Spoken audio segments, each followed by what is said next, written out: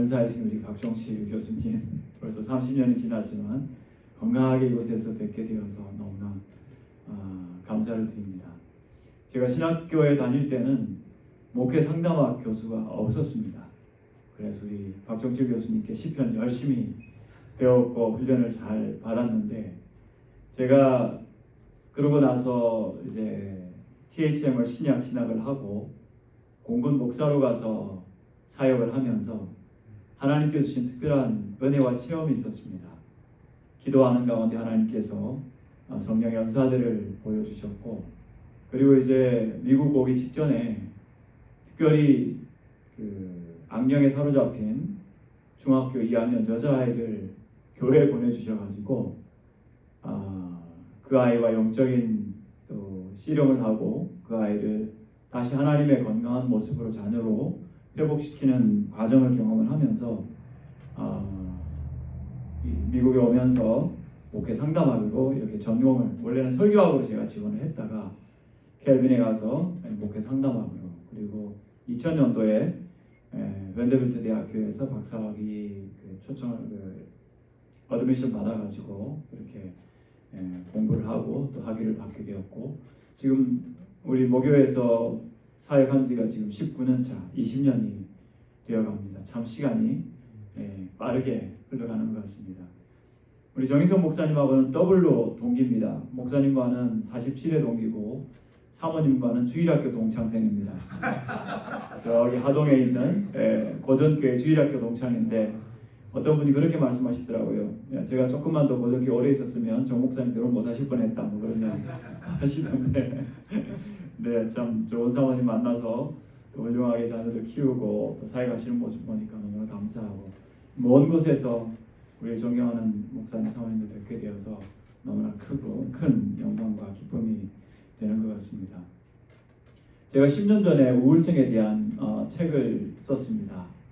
우울증 책 제목을 우울증, 슬픔과 함께 온 하나님의 선물이라고, 그렇게 약간은 앞뒤가 안 맞는 것 같은 그런 표현을 했습니다. 특별히 한국이 지금은 36,000불 GDP가 되지 않았습니까? 이제 이렇게 선진국이 되다 보니까 특별히 마음의 건강에 대해서 많이 생각을 하고 또 마음의 건강 문제로 많은 고통을 겪는 것을 볼 수가 있습니다.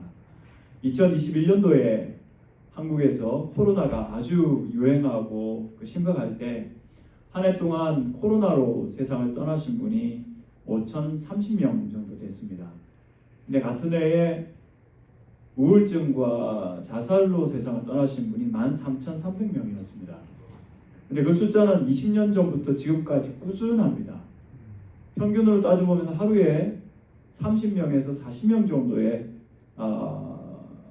인구가 이 우울증과 자살로 세상을 떠나는 것을 볼 수가 있습니다. 그러니까 뭐 코로나 정도는 비교도 안 되는 정도로 굉장히 심각한, 그리고 미국에서도 마찬가지고 우리 교포사회도 마찬가지고 드러나지 않지만 이런 정신적인 우울과 고통을 겪는 경우가 참 많고, 뭐 잘 아시겠지만 목사님들 다른 남성들보다 우울감과 탈진에 빠지실 가능성이 매우 높고요. 88%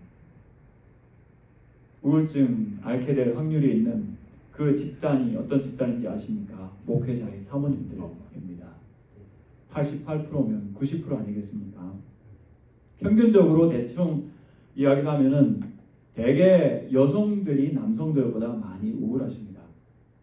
여성들이 일생에 한 번 우울증을 앓을 확률이 25%라면은 4분의 1분 정도는 아마 우울증을 경험하시겠다라고 이야기할 수 있겠고, 그리고 남성분들이 한 12%, 10명에 1분 정도 이렇게 우울증을 앓을 수 있으니까 여성에 비해서 남성들은 여성들이 남성들보다 한 2배 정도는 우울증을 많이 경험한다, 그렇게 이야기할 수 있겠습니다. 자, 그러면 자살 시도는 누가 많이 하겠습니까? 죽어야겠다. 이게 우울증이라는 것이 사람의 감각과 또 생명에 대한 생각들을 거꾸로 바꾸어 놓는 그런 경향이 있어서, 하나님께서 생명을 주셨을 때는 삶에 대한, 생명에 대한 의욕과 애착이 있어야 되는데 죽는 것이 좋겠다라고 생각을 해서 자살 시도를 하는 경우가 여성들이 남성들보다 3배 혹은 4배가 많습니다. 아무래도 더 많이 우울하다 보니까. 근데 그에 비해서 실제로 세상을 떠나는 경우는 남성들이 여성들보다 4배가 많습니다. 왜냐하면 남성들이 여성들보다 치명적인 자살 수단을 선택하기 때문입니다.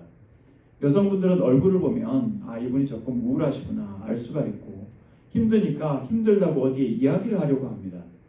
우울증에서 핵심 치료의 요소는 이야기입니다. 예컨대 정신병이 있다고 생각을 했을 때, 정신병은 요즘 조현병이라고 이야기하고 옛날 말로 정신분열증이라고 이렇게 이야기를 하는데, 정신병 같은 경우는 약물 치료가 상담 치료보다 더 효과적이고 중요합니다. 물론 그 두 개를 하이브리드로 하게 되면은 더 효과적이죠. 그런데 이 우울증 같은 경우는 상담 치료가 따로따로 봤을 때 상담 치료가 약물 치료보다 더 효과적입니다. 물론 우울증 진단을 받았을 때는 약물 치료도 같이 받아야 되지만 더 효과적인 것은 상담 치료라고 이야기를 할 수 있겠죠. 이야기하는 것이 별것 아닌 것 같지만 이야기를 함으로써 자신의 아픔과 자신의 삶의 상황을 엮어내고 자아냄으로써 그 안에 있는 응어리진 것들, 이 우울증을 일으키고 감각을 거꾸로 만드는 것들이 다시 재정돈되고 회복되는 것을 보게 됩니다. 그래서 비록 짧은 시간이라 하더라도 누군가가 진심으로 그 사람을 공감해주고 이야기를 경청해주면 그것만큼 이 우울증의 핵심적인 치료제는 없다고 할 수 있겠습니다. 그래서 상담실에 들어올 때는 정말 혼란과 고통 가운데 있더라도 잠깐 그분에게 집중해주고 그분이 할 수 있는 이야기들을 마음껏 할 수 있도록 기회를 줬을 때 거기에서 회복이 나타나는 속도는 굉장히 빠르고 또 효과적일 수 있다는 것을 저는 오랫동안의 그 상담을 통해서 또 많은 연구 자료들을 통해서 확인할 수 있었습니다. 특별히 우울증 이전에 나타나는 모습들이 탈진의 모습인데 특별히 남성들 같은 경우는 우울증보다는 이 탈진의 모습으로 우울증의 전조 증상이 나타나는 경우들이 많이 있는 것 같습니다. 남성과 여성의 우울증의 원인들은 참 다양하지만 약간의 차이가 있습니다. 여성들은 아무래도 이 관계성 속에서 인간관계, 가족관계, 부부관계 여러 그 관계들 속에서 이 우울증의 원인들을 제공받는 경우들이 많습니다. 남성들 같은 경우는 경제적인 문제라든지 사회적인 지위와 명예의 손실이라든지 손상, 그리고 사랑하는 사람들의 떠남이라든지 생명의 상실, 이런 것들 때문에 남아있는 자들의 충격과 고통이 이 우울증에 많은 영향을 끼치는 것을 볼 수가 있고, 그리고 우울증의 오랜 공통점은 뭐냐면 대체로는 되게 우리가 볼 때 갱년기가 되어서 혹은 뭐 산후, 출산 후에 호르몬의 변화가 있어서 그래서 우울증이 온다고 우리가 생각할 수가 있겠지만은 그 호르몬의 변화가 있다고 모두가 우울증을 겪는 것은 아니거든요. 그 이전에 이미 어린 시절부터 있었던 가정 환경, 뭐 부자냐 가난하냐 이 환경 이전에 부모님과의 어떤 연대감, 부모님의 애착과 돌봄, 이런 것들이 우울증의 아주 중요한 전조 증상이라는 것을 많은 학자들이 연구를 통해서, 장기간 연구를 통해서 볼 수 있는 것 같습니다. 제가 우울증을 이야기하면서 복음을 이야기하려고 했던 이유는 뭐냐면, 복음이라고 할 때 우리는 예수 그리스도의 죽으심과 부활을 통해서 우리의 그 신분과 또 거듭남을 통해서 우리의 존재 자체가 새로워졌다는 것. 우리 인간이라고 하는 존재는 어느 정도 고치고 훈련하고 다듬어서 천국 백성이 되는 것이 아니라 이 존재 자체가 천국에 합당하지 못하기 때문에 물과 성령으로 거듭나서 새 생명으로 자라야만이 천국 백성으로 준비된다고 예수님께서 말씀하지 않으셨습니까? 그래서 니고데모에게 너는 사내들인 공회원이고 많은 사람들의 랍비이고 또 영향력 있는 그런 리더이지만 네가 거듭나지 않으면, 새로운 생명으로 태어나지 않으면 너는 절대로 천국을 볼 수 없을 것이다. 아마도 니고데모는 예수님을 생각할 때 당신은 하늘에서 오신 선지자이십니다 라고 이야기했지만 아니, 나는 그런 사람이 아니라 거듭남을 위하여, 새 생명을 위하여, 천국 생명을 준비하기 위하여 이 땅에 오셨다고 예수님께서 말씀하셨거든요. 우리 고신에서는 개혁주의 신학을 강조를 합니다. 굉장히 중요한 신학이고 우리의 핵심이기도 합니다. 근데 개혁주의 신학에서 우리가 자칫 간과하기 쉬운 것이 논리와 인지를 강조하다 보니까 이 복음이 가지고 있는 생명력의 온전함을 우리가 얼마만큼 표현할 수 있을까? 저는 복음서를 새롭게 보면서 특별히 또 유학하면서 켈빈의 기독교 강요를 다시 한번 보면서 그 목회 현장에서 켈빈이 느꼈던 그 생명력, 그리스도의 사랑, 그것이 어떻게 현장에서 사람과 사람과의 관계 속에서 실현될 수 있는가를 보여주는 좋은 예들을 많이 보게 되었습니다. 그리고 복음서를 보시면서 특별히 이제 요한복음 4장을 제가 보고 한번 묵상을 하면서 그 여성이 도대체 무엇을 맛보았을까? 무엇을 맛보았길래 보라, 이 사람이 그리스도가 아니냐? 예수님께서 우선 상담학적인 관점에서 조금 보니까요, 그 여성의 형편과 사정을 아시지 않습니까? 그 여성이 5명의 남편이 있었고 지금 사는 이 남자는 남편이 아니라고 아는 걸 아시지 않습니까? 근데 그 말씀을 하시면서 네 말이 맞다라고 하시거든요. 이 여성의 어떤 면에서 오늘 관점에서 보면 피하고 싶은 마음, 방어적인 어떤 모습을 보면서 예수님께서는 그렇게 말하고 보니 네가 맞다. 네 말이 참되다. 2번이나 거듭 말씀을 하시고 그 여성이 그 주제가 조금 불편했는지 보니까 선지자시네요. 예배를 어디서 드려야 됩니까? 이러실 때 아니 나 지금 남편 이야기하고 있잖아 하면서 예수님께서 주제를 끌어당기시고 리드하시는 것이 아니라 예배는 신령과 진리로 예배드려야 되고 사마리아도 아니고 예루살렘도 아니고 신령과 진리로 예배할 때가 온다. 따라가지 않습니까? 팔로워 아닙니까? 그 말을 마치자마자 여성은 뛰어갑니다. 동네에 가서 사람들 보십시오. 이 사람이 그리스도가 아닙니까? 그러면서 그 앞에 수식어가 뭐냐면 내가 행한 모든 일들을 나에게 말한 이 사람을 와서 보십시오. 그러니까 자신이 누군지를 알았다는 거죠. 근데 괄호 안에 행간에 제가 읽기는 이렇게 내가 어떤 사람인지 알면서도 나를 사랑해 주시고 존중해 주시고 나를 환대해 주시고 나를 따라와 주시는 이분이 그리스도가 아닙니까? 그것이 예수님께서 주시고자 했던 중요한 예수님이 어떤 분인가?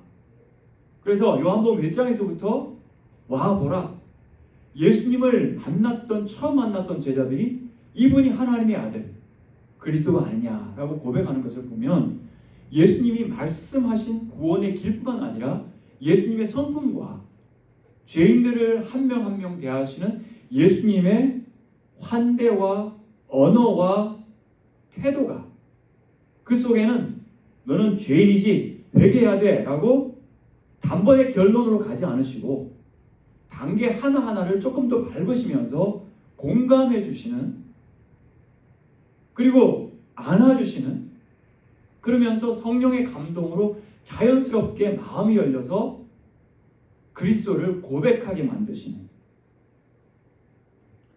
제가 귀신 들린 아이를 만났을 때 그 속에 있는 악령은 강압적인 존재였습니다. 그 아이를 삼키려고 하고 흡수하려고 하고 질식시키려고 하고 그리고 멸망시키려고 하는 강력한 의도를 언어로 행동으로 보여주는 것을 제가 보았습니다. 악령은 강압적입니다.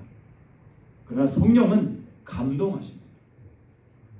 성령은 감화하십니다. 사탄은 강제하려고 하지만 성령님은 자원하는 마음을 일으키셔서 우리의 발로 스스로 기쁨으로 예배하게 하시고 주님 앞에 나오게 하시고 내가 손해가 됨에도 불구하고 섬기게 하시는 분이 성령님이시죠. 그래서 바쁜 일정과 여러 가지 분주한 생각과 고통 가운데서도 스스로 자기 발로 교회 나와서 예배드리는 그들의 모습은 성령께서 그들을 감화하시고 이끄시는 모습이라고 할 수 있겠죠. 예수님께서 사람을 변화시키는 방식이 회개를 외치시기도 하시고 또 경우와 환경과 사람에 따라서 여러 가지 방법들을 사용하시지만 예수님의 행위와 언어와 과정들이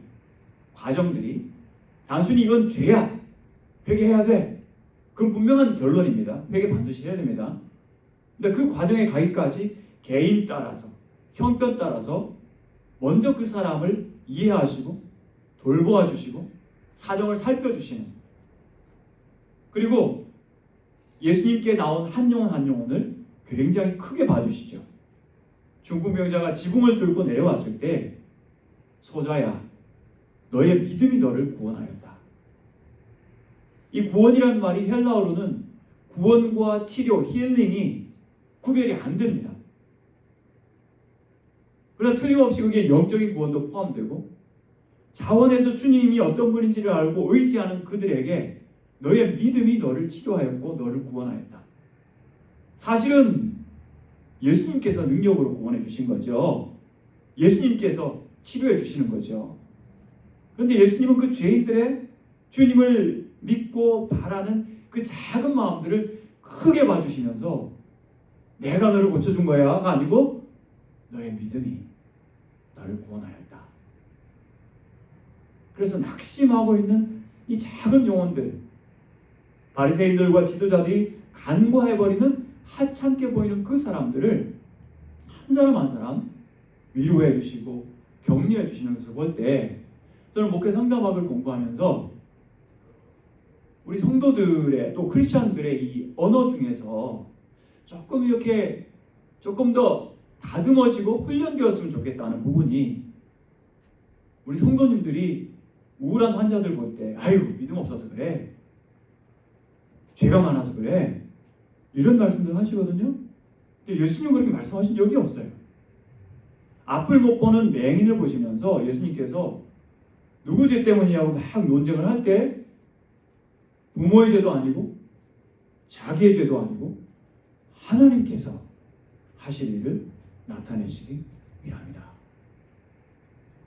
세상에 어디서 들을 수 없는 어마어마한 잠재력을 앞을 못 보는 한 맹인에게 부여하시는 것. 실제로 여러분 보시면은 요한복음 9장이 온통 그 사람의 이야기거든요.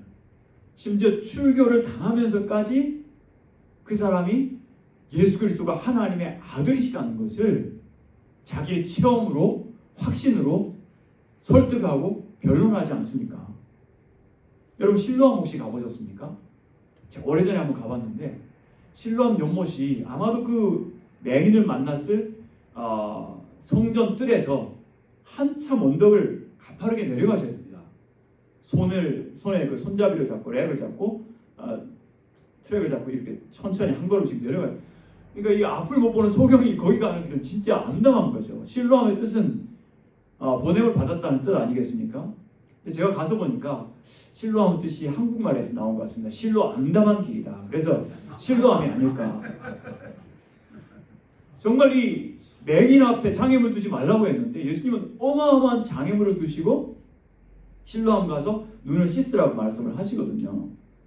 근데 실제로 그것을 행하면서 예수님의 맡겨주신 도전을 잘 감당하고 그리고 돌아와서는 진짜 맹인 한 사람이 할 수 있는 최대의 역량을 발휘해서 하나님의 하실 일, 하나님의 역량을 나타내셨거든요. 어떻게 맹인에게서 그와 같은 잠재력을 보실 수 있을까? 왜 그 당시에 사람들이 장애나 질병을 보면서 아이 죄지어서 그래? 잘못을 저질렀겠지?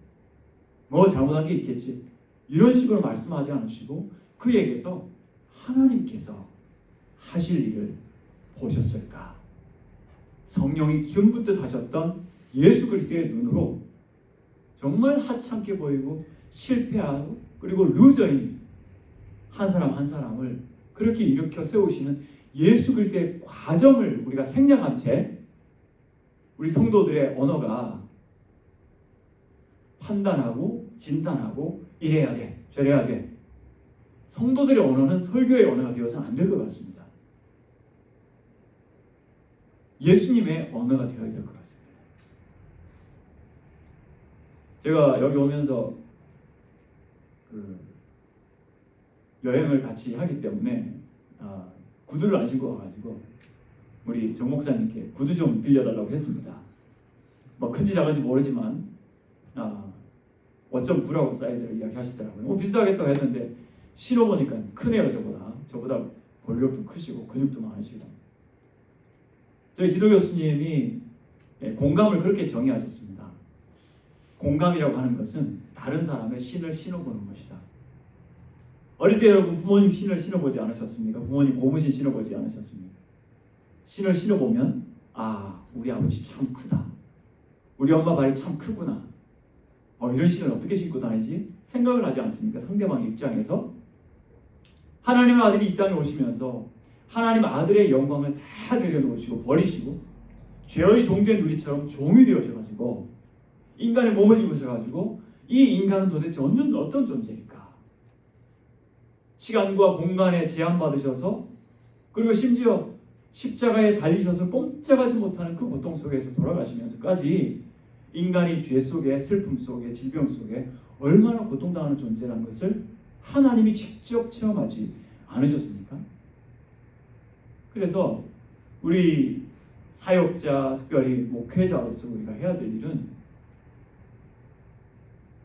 우리가 잘 아는 신학적 지식으로 분별력이 있어야 되고 바르게 또 방향을 전해 주셔야 되고 말씀을 전할 때 분명한 비전을 주셔야 하겠지만 그러나 말씀을 전할 때는 우리가 하나님의 입이라고 우리가 하나님의 마우스라고 켈빈이 이야기했지만 강단을 내려왔을 때는 더 많은 말씀과 교훈과 교육보다 더 많은 경청이 필요하지 않을까. 경청하면서 공감해주는 것이 필요하지 않을까. 이것이 교회고 이것이 복음이라고 저는 생각을 합니다. 우울증, 그래서 참 아프지만 소망이 있습니다. 10년 전에 책을 쓰면서 이런 질문을 했습니다. 그리스도인들은 우울증을 앓을 수 있습니까? 없습니까? 하는 질문이었습니다. 앓을 수 있을까요? 없을까요? 앓을 수 있습니다. 종교개혁자 루터의 글을 보시면 루터가 그 당시에 우울증의 언어였던 멜랑콜리아라는 말을 쓰고 있습니다. 그리고 자기 사역지에서 멜랑콜리아를 앓고 있는 성도를 위해서 케어하는 그런 글도 남아있고 그리고 실제로 500년 전인데도 불구하고 이 멜랑콜리아를 치료하기 위해서 그런 성도를 돌보기 위해서 어떻게 해야 되는가에 대해서 매우 구체적으로 이야기합니다. 오늘날 인지치료라고 하는 이런 치료법에 대해서 루터는 일찌감치 정작부터 우리에게 중요한 교훈들을 주는데 첫째, 우울한 분 데리고 금식 기도원 가셔서는 안 됩니다. 우울한 분들은 맛집으로 데려가셔야 됩니다. 왜냐하면 세상 인연 끊으려고 생각하는 분들이기 때문에 하나님이 주신 이 몸의 감각이 얼마나 중요한가를 새삼 따뜻한 돌봄을 통해서 공급해 주어야 하는 거죠. 조금 전에 우리가 엘리야 이야기를 열왕기상 19장에서 보지 않았습니까? 엘리야가 이세벨의 협박을 듣고 두려워하여 겁에 질려서 광야로 갑니다. 브엘세바의 종을 놔두고 혼자서 들어갑니다. 그리고 하나님께 외칩니다. 이제 조카오니 내 생명을 거두어 주시옵소서. 어떤 목사님들은 이 엘리야를 책망하시는 분들이 계십니다. 이 한심한 선지자. 왜냐하면 850명을 이긴 위대한 선지자가 어떻게 여자 한 명의 협박을 듣고 이렇게 무서워할 수 있느냐 라고 하는 것은 이제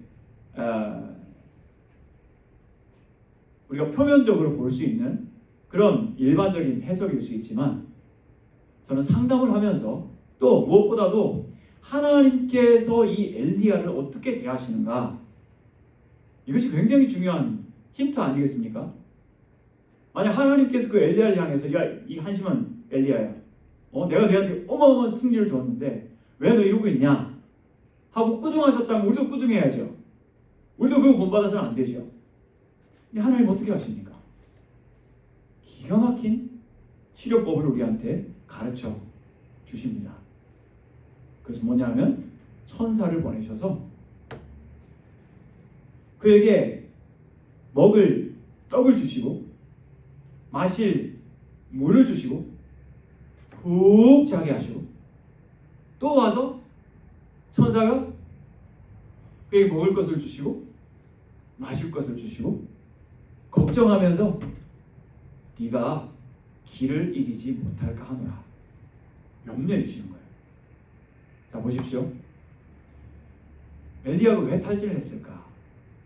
저는 항상 또 상담자 관점에서도 보게 됩니다. 왜 탈진했을까요? 첫 번째 외로움이겠죠. 그 힘든 시대에 혼자서 끙끙대면서 하나님의 일을 수행하느라고 늘 혼자입니다. 사르밧 과부 왔을 때도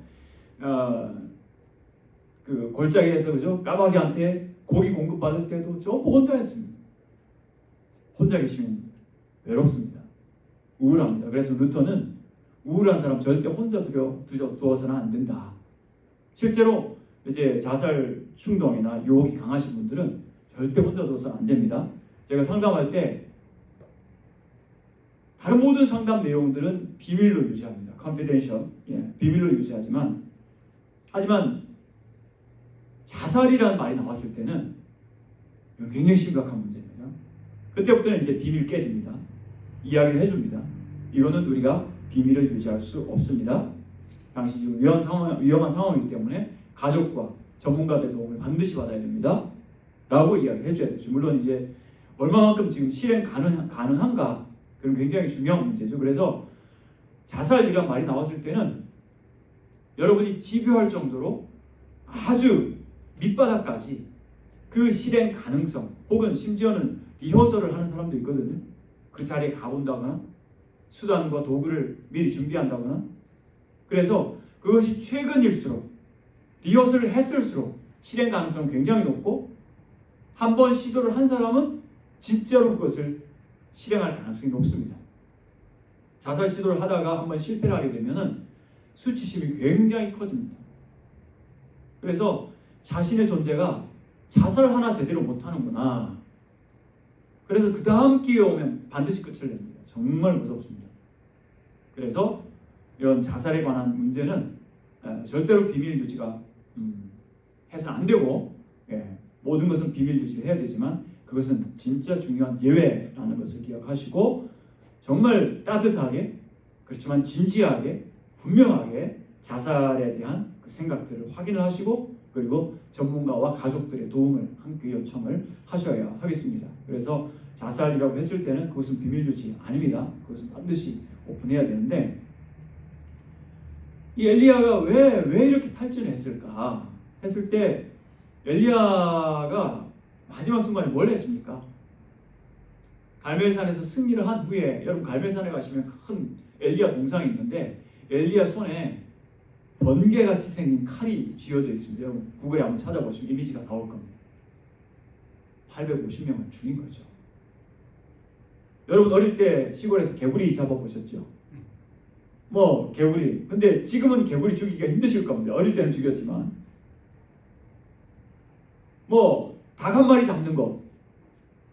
할 수 있는 사람도 있고 할 수 없는 사람도 있겠지만 누군가가 여러분을 시켜가지고 사람에게 칼을 찔러라.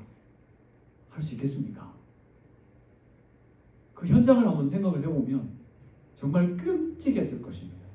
멀리서 총으로 쏘는 것도 아니고 한 사람 한 사람 칼로 쳐서 그 아우성 소리와 피투성이 속에서 그 현장을 고스란히 견뎌내야 되는 이 엘리야의 인간적인 한계 거기서 지쳐있는데 그리고 3년 6개월 만에 비가 왔는데 이 이세벨이라고 하는 여자가 협박을 했을 때 더는 버틸 힘이 없을 만큼 그는 탈진되어 있었을 것이 저는 분명하다고 생각을 합니다. 그러니까 하나님께서 그를 다시 회복시키는 방법은 그리고 다시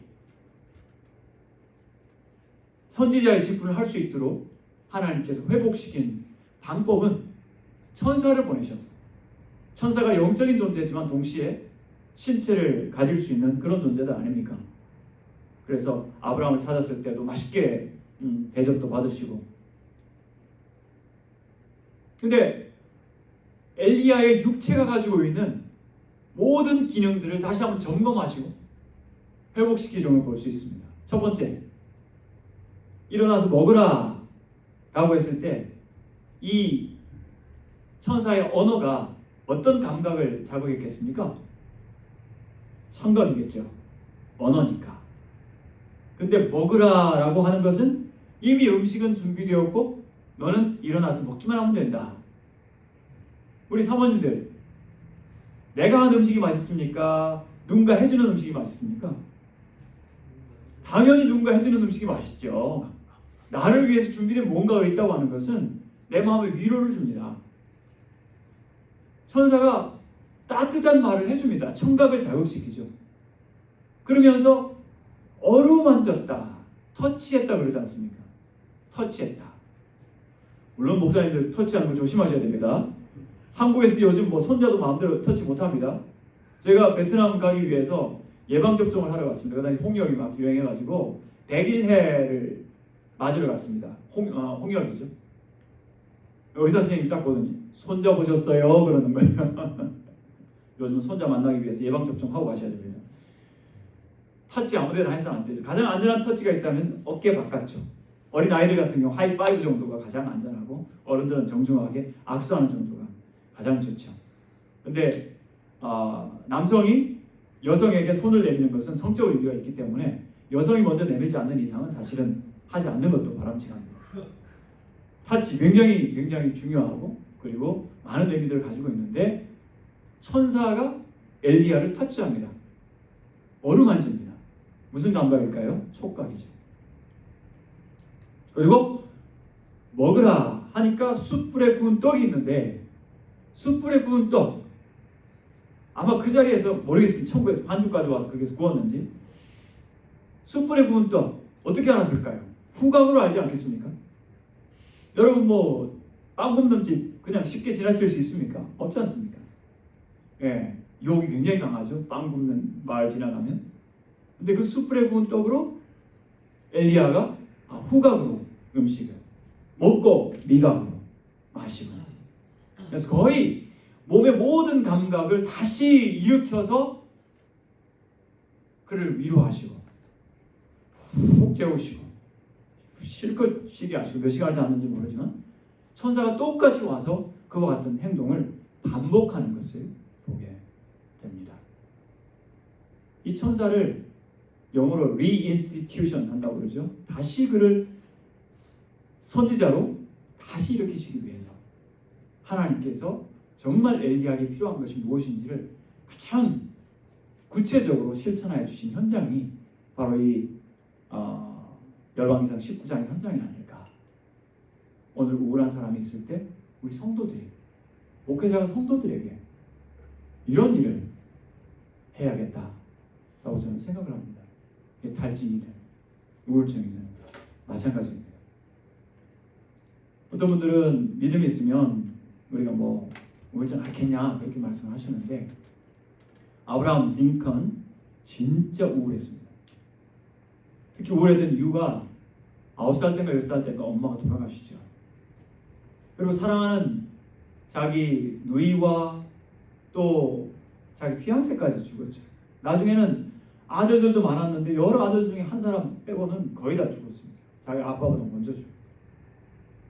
그런 어마어마한 상실이 쌓이고 쌓일 때 그 주변에 있는 스태프들과 친구들이 키가 195가 되지 않았습니까?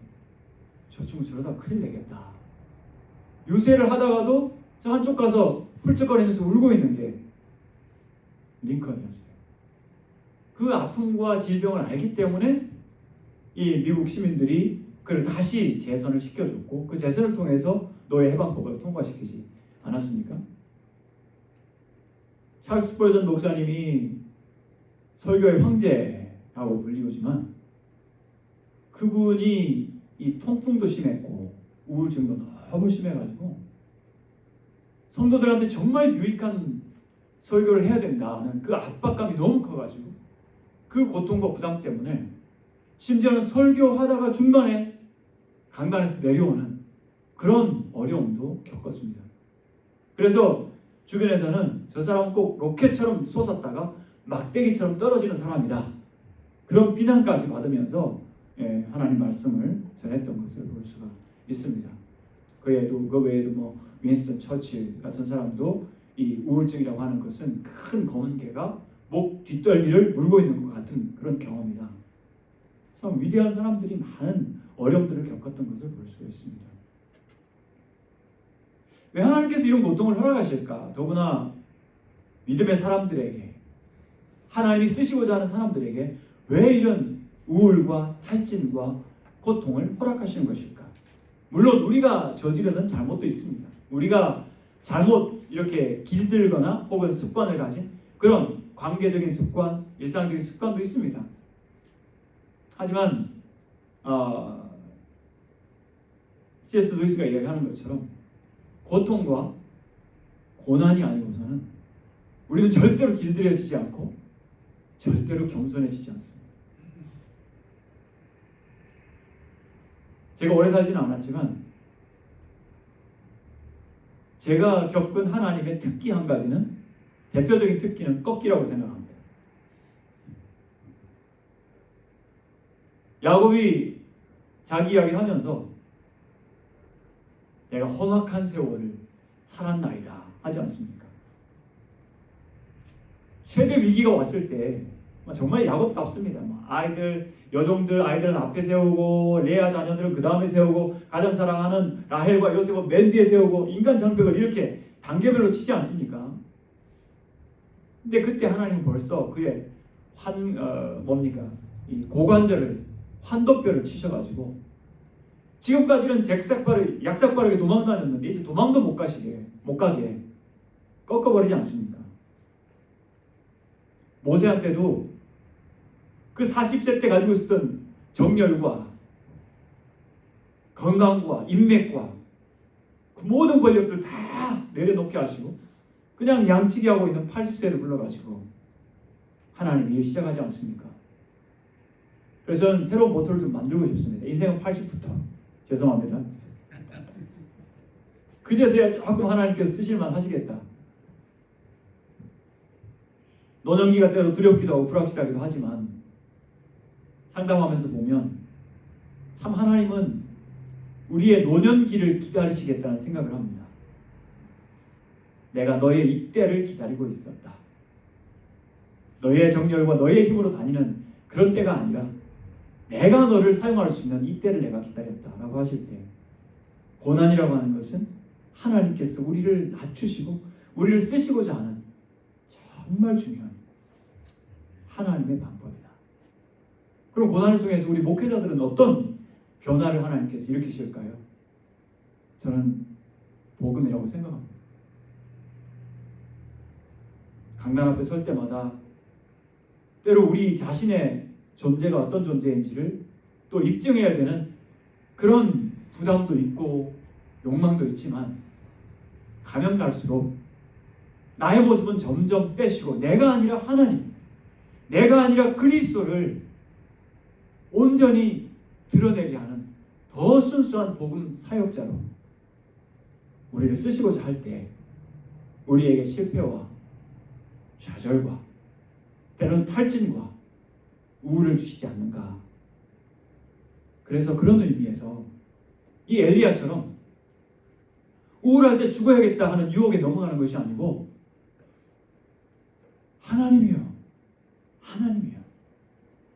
하나님을 찾는 탈진, 하나님을 찾게 하는 우울증, 저는 그것은 하나님의 선물이라고 확신합니다. 아까 찬양하신 것처럼 내 영혼아, 네가 어찌하여 내 속에서 낭망하며 내 속에서 불안하여 하는고. 내 속에서 일어나는 이 이해할 수 없는 두 번째 자아 아니면 첫 번째 자아의 불안과 고통을 좀 고스란히 겪으면서 도대체 이게 왜 왔지? 왜 나하고 이렇게 부조화를 일으키는 이런 고통이 나에게 왜 있지? 그런 질문을 가지고 실패하거나 낙심하거나 좌절하는 것이 아니라 하나님을 찾을 때 하나님 이게 뭡니까 나에게? 이게 도대체 어떤 의미입니까? 라고 하나님을 찾게 될 때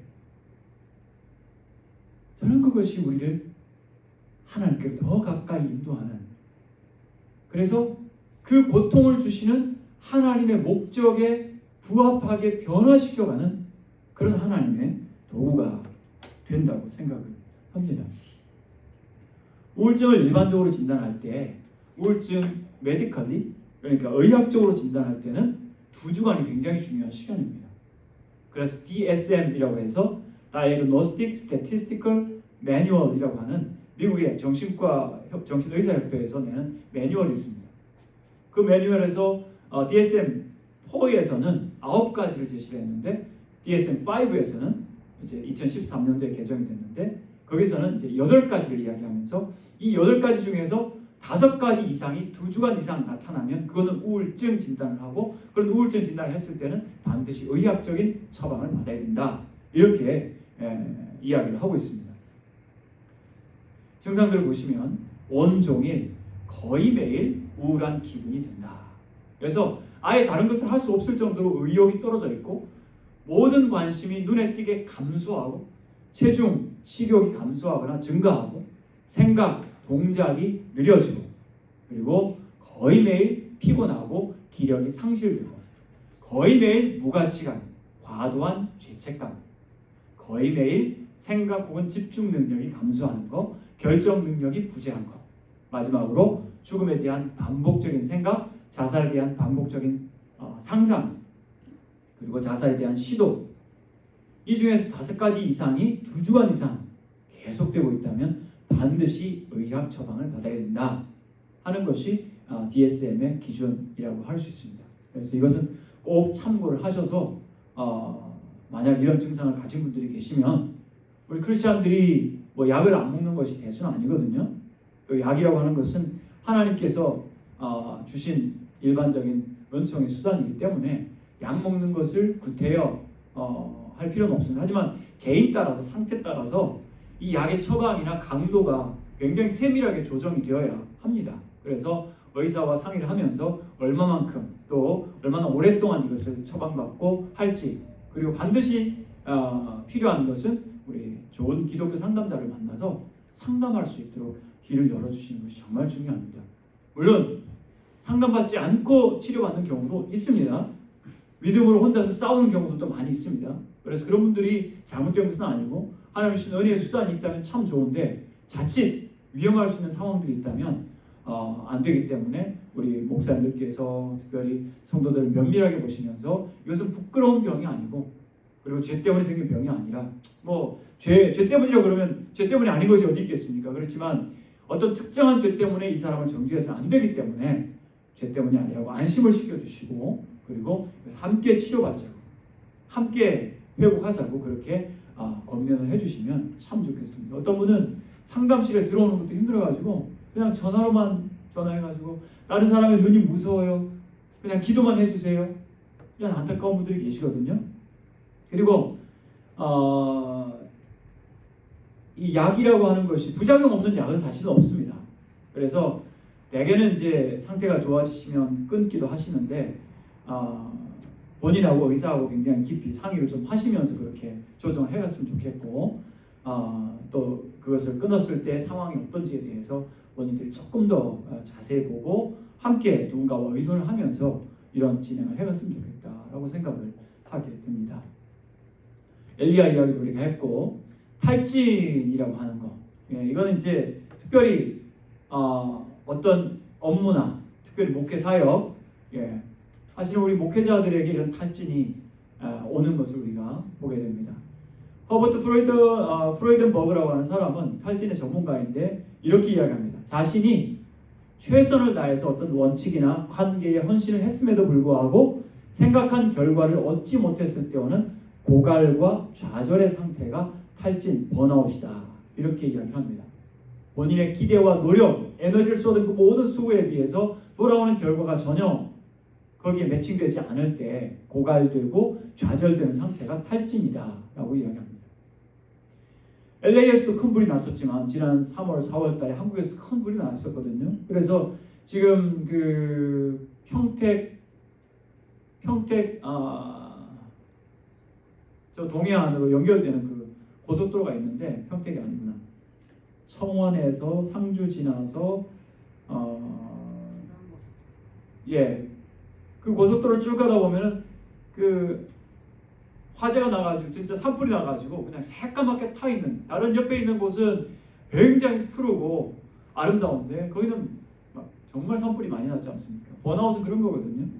심지어 풀도 나지 않을 만큼 다 타버린 거, 남아있는 게 없다는 뜻이죠.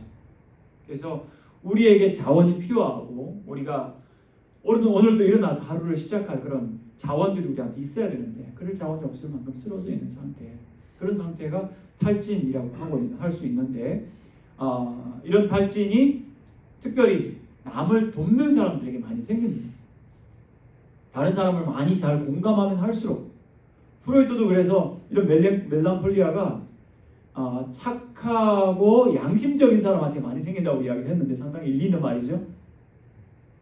그래서 그 남을 돕는, 특별히 영적인 사역을 하는 목사님과 사모님들이 그냥 주는 데 익숙하거든요. 주고 나누어 주고 나의 시간 다 나눠주고 나의 프라이버시는 없고, 그리고 뭐 사생활이 없지 않습니까? 언제든지 경계선을 넘어올 수 있고, 그럼 언제든지 또 환대를 해줘야 되고, 그러다 보니까 다른 사람을 대하는 페르소나, 가면은 우리가 항상 강하게 발달되어 있는데 좀 조용히 묵상하고 쉬면서 하나님으로부터 공급받고, 또 부부가 서로 가까워지고 부모 자녀가 조금 관계를 깊이 나누어가는 그런 교제의 시간은 모든 공적인 일에, 공적인 사역에 다 양보를 해버리니까, 그렇게 했을 때 생기는 게 뭐냐면 cost of caring이라고 하는 겁니다. 돌봄의 대가를 지불해야 되는 거죠.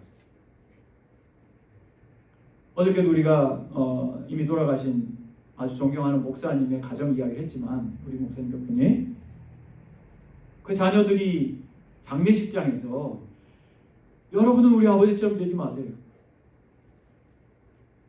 제발 가족들 좀 사랑해 주시고, 저희는 아버지와 찍은 가족 사진 하나 없습니다. 너무나 열심히 사역하시고 평생 존경받는 목회자이지만 자녀들과의 이 정서, 사실 이 정서가 굉장히 중요합니다. 아이들한테 기대만 하고 잘 되기만 바라고 계속 거기에 압박을 가하게 되면 우리의 불편한 정서 때문에, 그래서 어떤 중3 아이가 큰 교회 목사님한테 이메일로 고발장을 쓰면서 저는 저 땡땡 여자가 가는 천국에 절대 같이 안 갈 겁니다. 왜냐하면 아이가 수학 제일 잘해가지고 엄마 우리 반에서 1등 했다 자랑하는데 찬찬히 보면서 아니 여기 있는 2개는 왜 틀렸어 왜?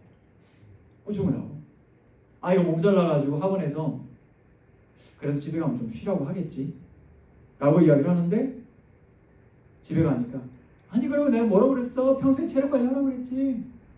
짜증을 내고 화를 내고 마음에 편안함을 주지 않으니까 아이가 저 엄마 가는 천국에, 저런 여자 가는 천국에 절대 같이 안 가겠다.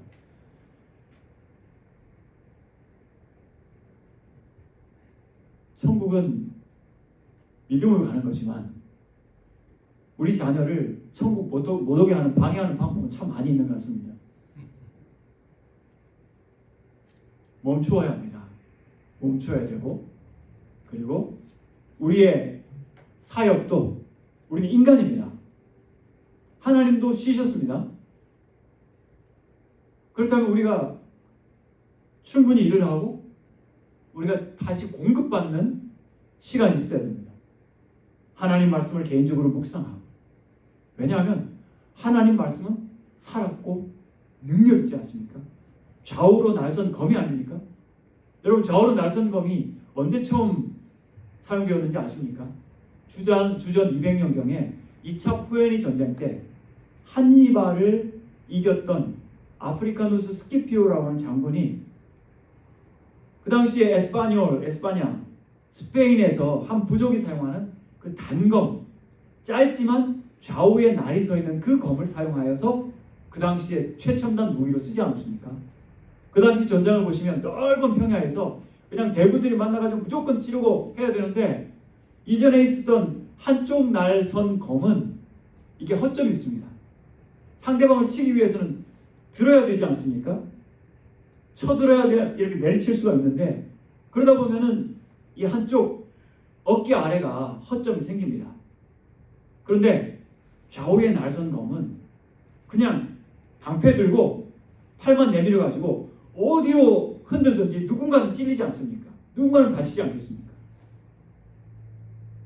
하나님 말씀은 살아 있어서 여러분이 뭐 정기적으로 말씀을 읽든 아니면 가끔 이렇게 열어서 여기저기를 같이 보시든 어떤 말씀이든 여러분이 열어서 읽는 그 순간 성령께서 여러분의 영혼에, 여러분의 삶에 자상을 일으키실 겁니다. 상처를 주실 겁니다. 그러나 그 상처는 아픔을 주는 상처가 아니라 회복시키고 살리는 수술의 상처입니다. 그렇다면 그 하나님의 말씀을 여러분이 묵상하는 시간이 있어야 되겠죠. 설교를 하실 때도 묵상하지만 개인적으로 하나님 주신 음성을 들어야 우리가 스탠드 할 수가 있습니다. 견딜 수가 있는 거죠.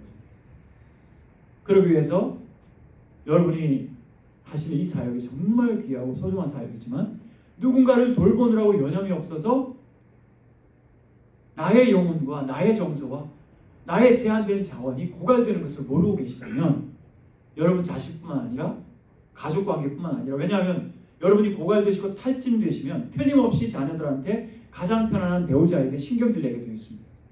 화내게 되어 있습니다.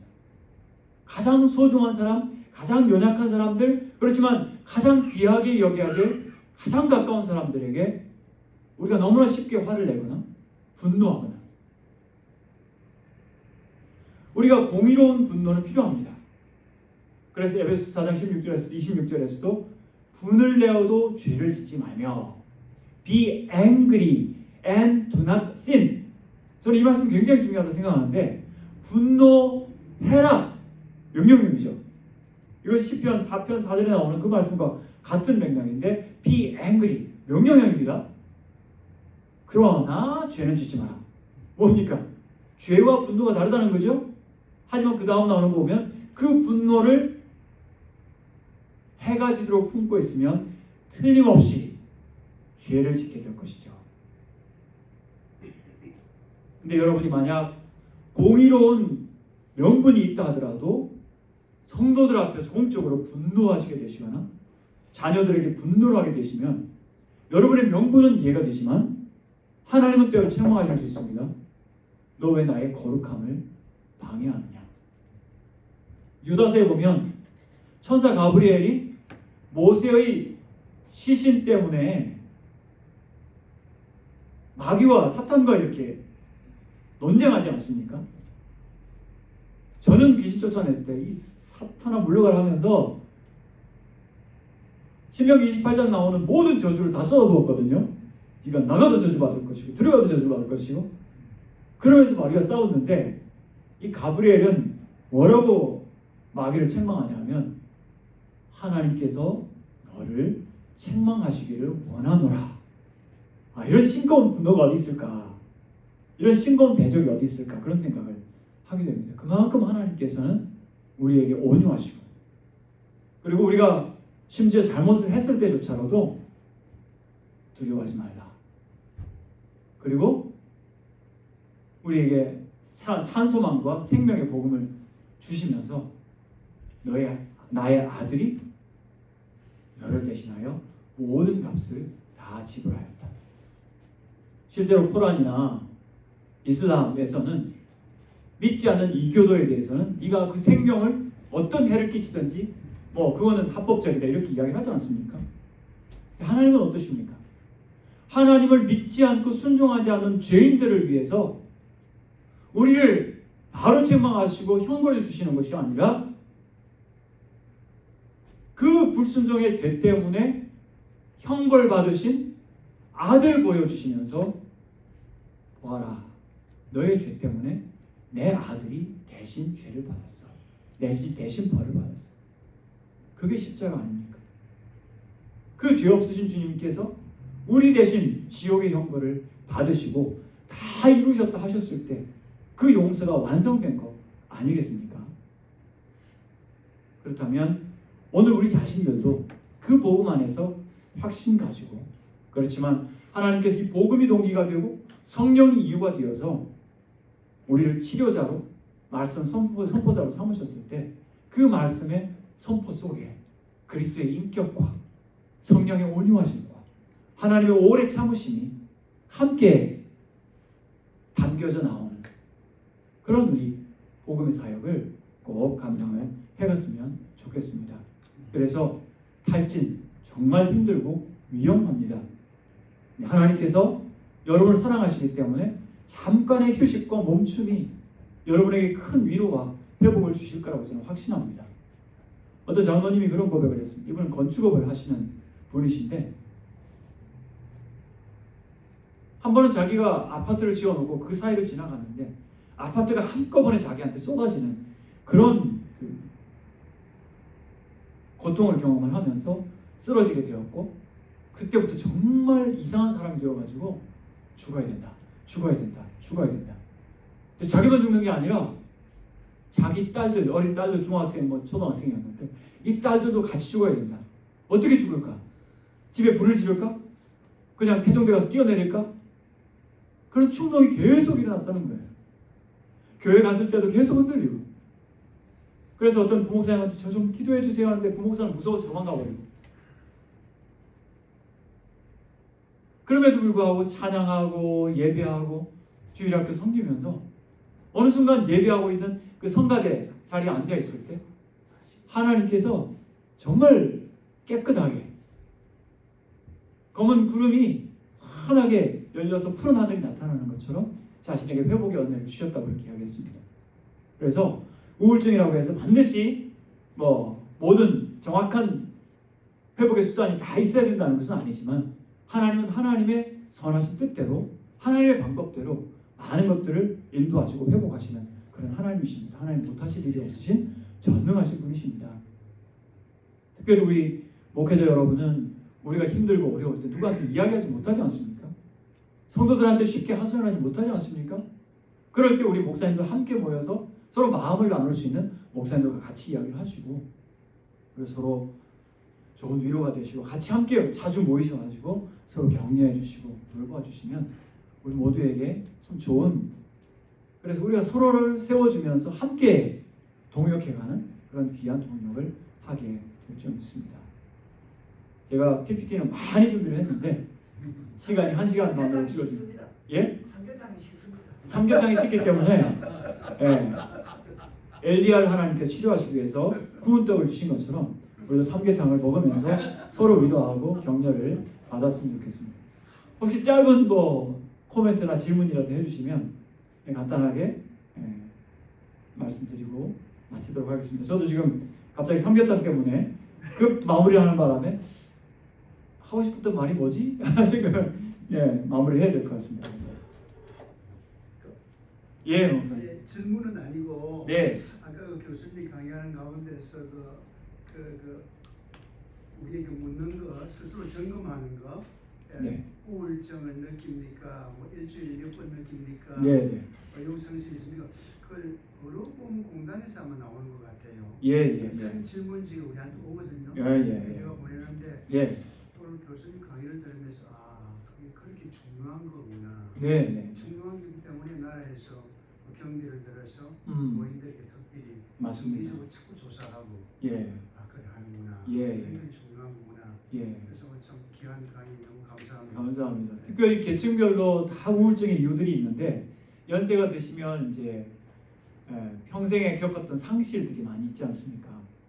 건강도 그렇고 또 심지어는 사랑하는 가족들, 친구들 먼저 떠나는 그런 친구들 많이 있지 않습니까? 그것을 충분히 이렇게 함께 이야기하고, 우리는 주로 체면 문화가 있기 때문에 말을 안 하고 혼자 견디는 그런 것들이 많이 익숙하기 때문에 말씀을 하지 않고 혼자 참고 하던 것들이 이제 연세가 드실수록 이게 많이 쌓였기 때문에 연세 드셨을 때 좋은 친구분들 만나서 함께 서로 대화하면서 이야기를 나누는 것이 참 좋은 방법이고, 제가 한번 어떤 식당에 갔는데 연세 드신 어르신들이 많이 계셨습니다. 그 모임의 특징이 뭐냐면 듣는 분이 한 분도 안 계셨어요. 전부 말씀하신다고.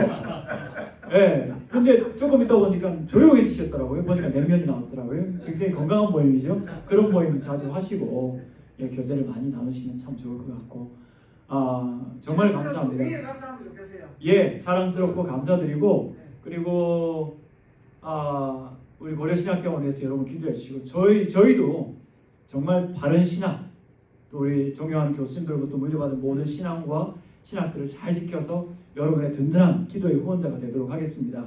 함께 기도해 주시고 끝까지 동행해 주시면 감사하겠습니다. 오늘 부족한데 쉐어할 수 있습니까? 예, 얼마든지 나누어 가셔도 됩니다. 예, 감사합니다. 잠깐 기도하고 제가 마치겠습니다.